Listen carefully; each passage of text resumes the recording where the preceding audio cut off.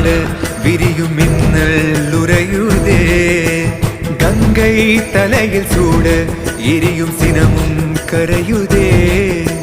தோன்றும் யாவுமே அழியும் என்றனை எந்த நாணவம் அழித்த சிவசக்தியே என்றும் அழிந்திடாதெனது சிவபக்தி.